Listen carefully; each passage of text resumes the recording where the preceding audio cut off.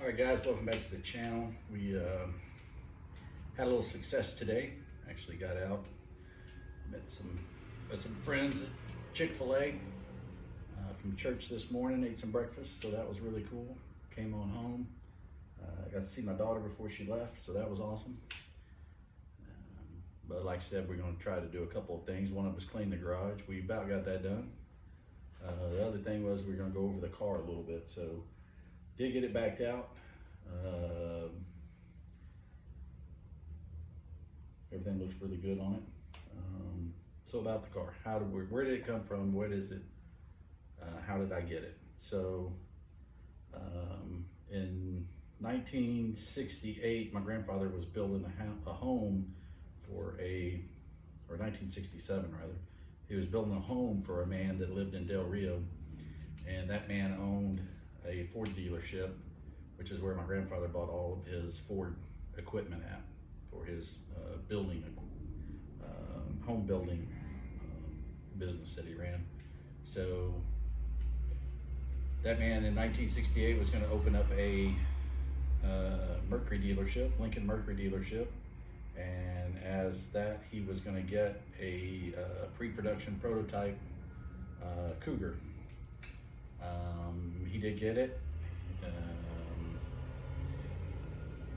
He drove it for a little bit, and then he called my grandfather and told my grandfather that he wanted my grandfather to have it, and my grandfather had just bought my grandmother a 67 390 Police Interceptor Torino, and he decided that he was going to pass on the car without seeing it. This was just a phone call conversation that they had, and so he passed on it and didn't think much more about it. A couple days later, he came home from work, and this car was in the garage. The Torino was nowhere to be seen. So what my grandfather said was that gentleman called my grandmother, told her that her Torino had a recall on it and she needed to bring it back so they could get it fixed, and he put her in this car. Yeah, I never saw the Torino again, right? It was gone. So that's how we got the car back originally in 1968. My grandmother kept it in their garage for years. She had a heart problem, heart valve replacement. She quit driving it probably around 71, I guess. My grandfather bought her a 72 Grand Torino, which was my first car. How cool is that?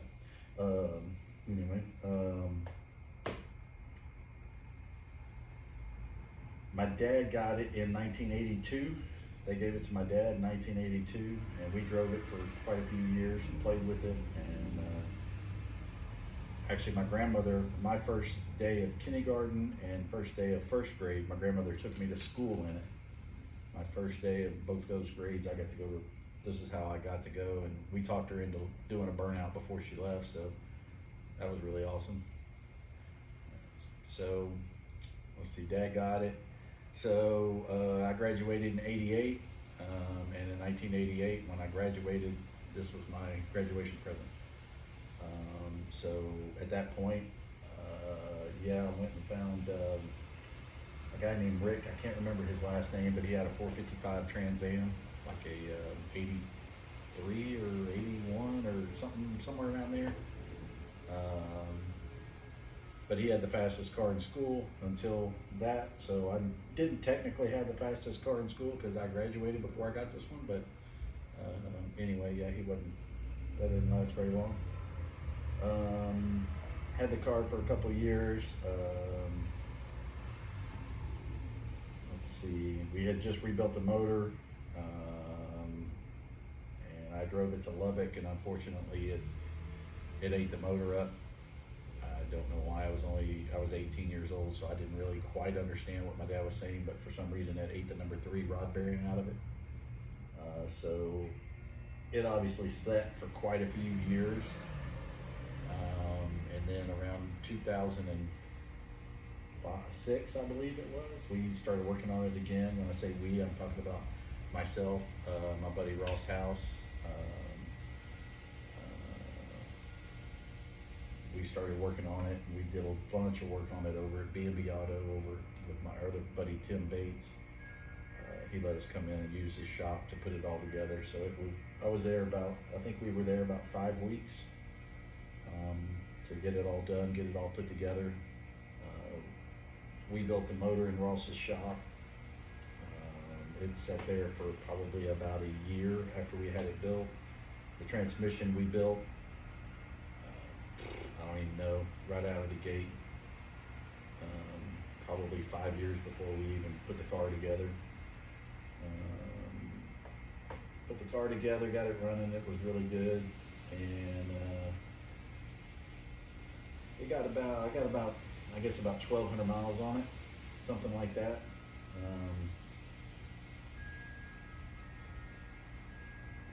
Wasn't much of a mileage motor. I mean, we got in it and, you know, we were turning at 7,500.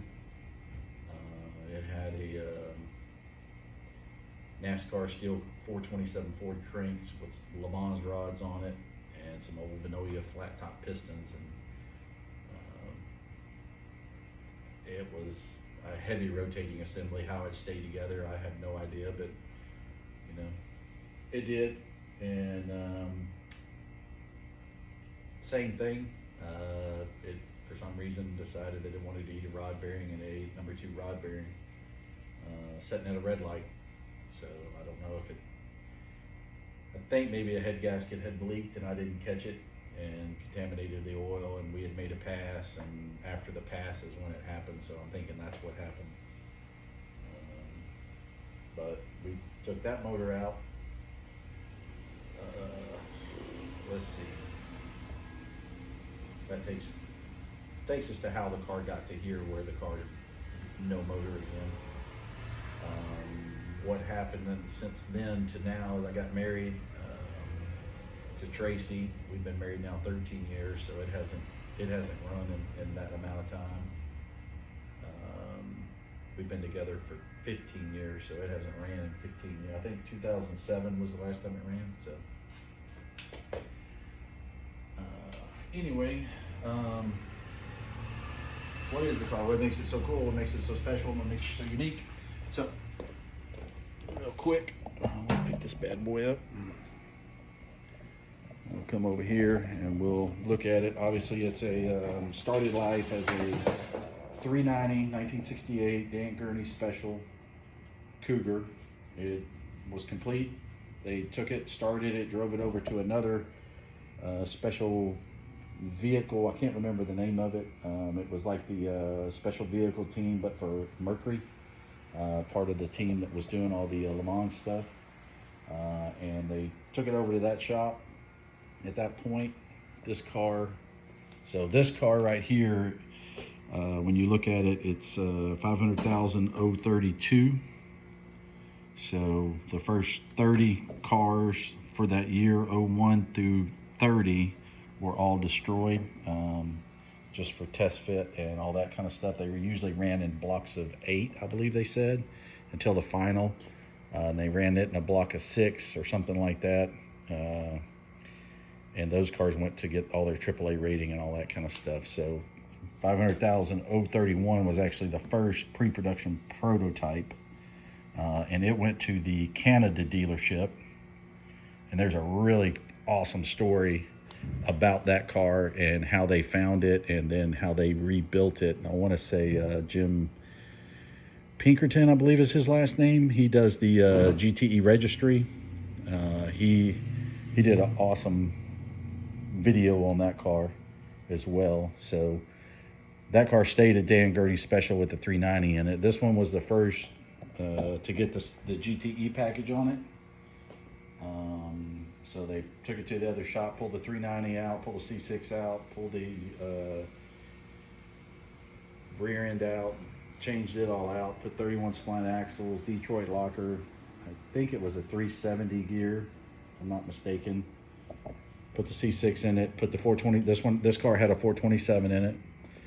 It does not have the original 427 currently. That's why I was making modifications to it. Or I didn't mind because it didn't have the original motor in it. So it's all there, it's all here. So one cool thing, the reason why, and Jim Pinkerton talked to me about this. This is the original hood, obviously.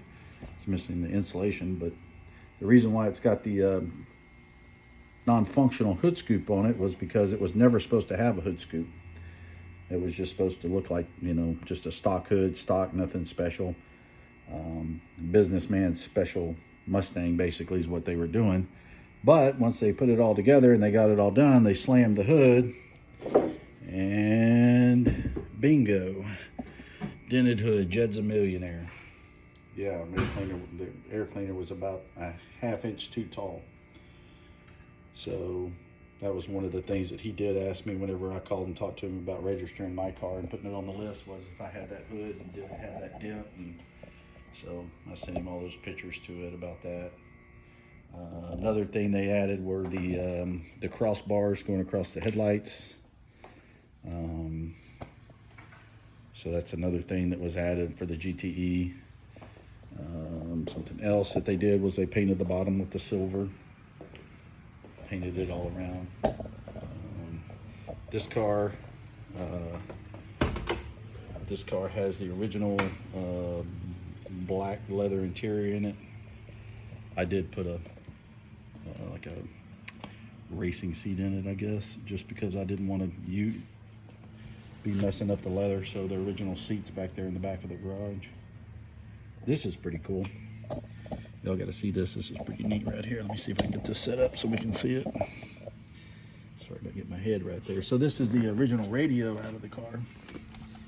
And nothing special about the radio. I mean, it's just a regular radio, but unfortunately it's, you know, old, got all these buttons worn off. They're not black anymore for some reason. But the cool part about it, man,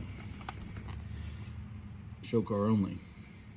That was another question that he had for me. Did I have the original radio? So yeah, I got the original radio. Apparently it doesn't work, obviously, show car only. That is not the original carpet that came in the car. It was black originally. I put this gray in because I couldn't find any black at the time when I did that. Now, obviously they make black, and I've got a set of it black back there to put in. Once we get ready to go, we're going to pull all this interior back out and do all that. I believe other than the cracks in the front seats, I believe this is really the only blemish on the interior, is that little spot right there. Does have the rally clock that goes in the dash. I got it back there in a box and all that. I'll get all that put back in when we get ready to go. I think we'll turn the power on. I don't know if it'll come on. I haven't charged it in a while. Let's see.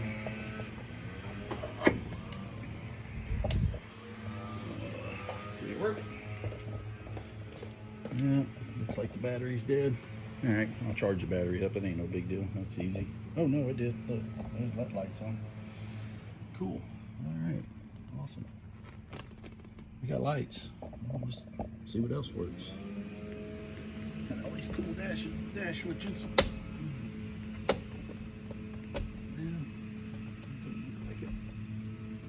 I guess not. Get me some bolts or something. I don't know. I haven't messed with those things in forever and a day. So, more things to play with. But it's pretty cool. That does work. That's pretty sweet. Got the little mat pocket like they had back in the day. Original floor mats that came in it. All that fun stuff. What else? Yeah, like I say, it's got all that on it. We moved the battery to the trunk, so we put this on there. Safety safe shut-off switch and all that good fancy smancy. We were thinking we were going to take it to the track, but unfortunately it's a little too fast for the track. They won't let us in without a roll cage, and I am not putting a roll cage in it. So what did some of the other mods that I did, obviously, over the years. We did the rear end. It's got cow tracks on it. I've got a new set of split monos up there I'm going to put on it. It's got the original leaf springs on it right now. It's got a, oh man, Can I get up underneath there and look? Yeah, I guess we can. Let me see if I can do this without jacking everything up.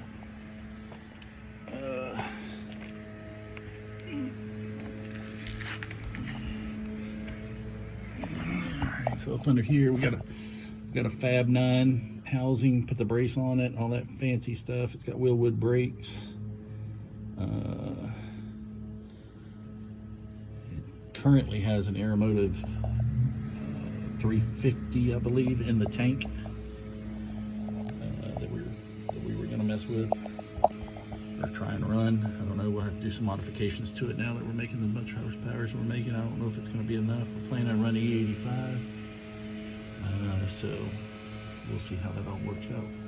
Get all that done. Oh yeah, I did put those on there. That is in the modification that I did. Put the sliders on there. Yeah, gotta have sliders for a leaf spring car, right? It's got Moser center section, aluminum center section with a 35 spline Detroit locker. It's got the 35 spline gun drilled axles in it. You know, all light and flange stuff. It's got the Willwood disc brakes. Those rotors I saw in Irwindale, California at a circle track event. Oh gosh, 2001 maybe. And called Willwood, and they're like, yeah, that won't work on your car. And yeah, so I do drafting and design, AutoCAD type stuff for a living. So I'm like, I can model that up. So I modeled it up. We made a few custom shims for the back spacing, got the rotors where we wanted them, and that's where those came from. They only weigh about 5 pounds, but I thought they were pretty sweet looking. And since it's not a daily driver or anything like that, and we're not out road racing it, they're making repeated, you know, 150 mile an hour stops or anything like that silly. They work fine. They work great. I have never had a problem out of them. What else? So that's the rear end. One little cool thing I did, we going to the track. Obviously you always go to the track and you can't ever see what your voltage is, so we put this little guy back here instead of having a fuel door. We put a little volt gauge there. Definitely need to charge the battery. That's what this wire goes to. It goes to a I don't have my keys with me. It goes to a battery tender that I haven't plugged in months. That's why the battery's like that. Front end. What else do we do up here? So on the front end, we did the same thing. We got the Willwood brakes. We've got the put a video of us machining the hub, lightening. Well, that's hard to say.